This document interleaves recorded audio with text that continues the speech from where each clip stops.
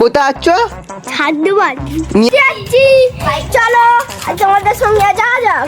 চলো কোথায় আছিস বলে দে। আমরা যাচ্ছি আজকে তুই বল। আমি বল বল বল বল তারপরে তো বলবো। এই গঙ্গাদের ওদিকে চলো। কোথায় বল? ছাদ বাড়ি তো বলিস তুই। ছাদ্য বাড়ি যাচ্ছি। ছাদ্য না গো, দাদুর বাড়ি।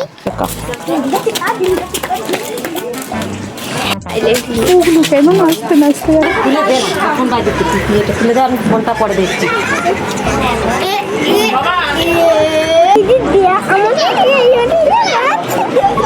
আমিও বলেছি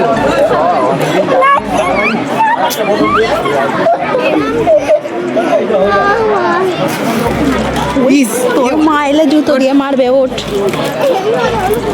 খুলে গেল। শ্রাদ্ধ বাড়ি এটা কোনো মজার বা হাসির ব্যাপার না জানি, কারণ যাদের প্রিয়জনরাই পৃথিবী ছেড়ে চলে যায় তাদের ভীষণই কষ্ট হয়, আর তাদেরকে সমবেদনা জানানোর জন্যই আমরা শ্রাদ্ধ বাড়িতে গিয়ে থাকি। কিন্তু আমাদের রিচুয়ালগুলোই এরকম যে একটা শ্রাদ্ধ বাড়ি তো একটা মানুষ মারা যায়, সেখানে বিভিন্ন মানুষদের ডেকে এনে নিমন্ত্রণ করে তাদেরকে খাওয়ানো হয়।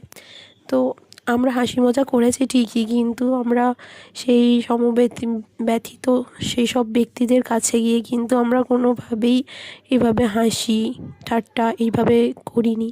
আর মানুষের জন্মই তো হয়েছে মৃত্যুর জন্য। প্রতিটি মানুষ যার জন্ম হয়েছে সে ধীরে ধীরে মৃত্যুর দিকেই এগিয়ে যাচ্ছে আসলে। আর যতটা সময় সে পৃথিবীতে আছে তাকে আনন্দে হাসি খেলা এইসবের মাধ্যমেই থাকতে হবে। আর মানুষ চলে তো যাবেই একটা টাইম। জানি না আমরাও কবে পৃথিবী ছেড়ে চলে যাব। জানি না আমার মতামত সকলের সাথে ম্যাচ করবে কি না, বাট আমার এটা মনে হয় এটাই হচ্ছে মানুষের জীবনের সবথেকে আলটিমেট একটা খুশির দিন, যেটাতে একটা মানুষ তার সমস্ত মায়া মমতা এই দূষিত নোংরা শরীর থেকে বেরিয়ে যায় আর ব্রহ্মাণ্ডের সাথে লীন হতে পারে। আমার তো ভালো। পোলেরটা গপ গপ করে খেয়েছে পোলেরই মতো।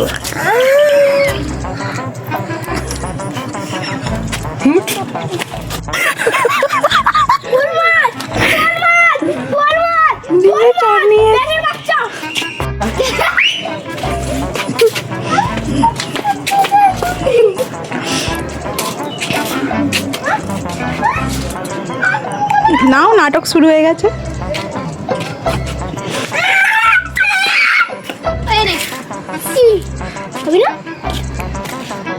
একটু টাইম দে, এখানটা রাখ। ধর ধর আমি খাবো না। ধর ধর ধর খাবো না।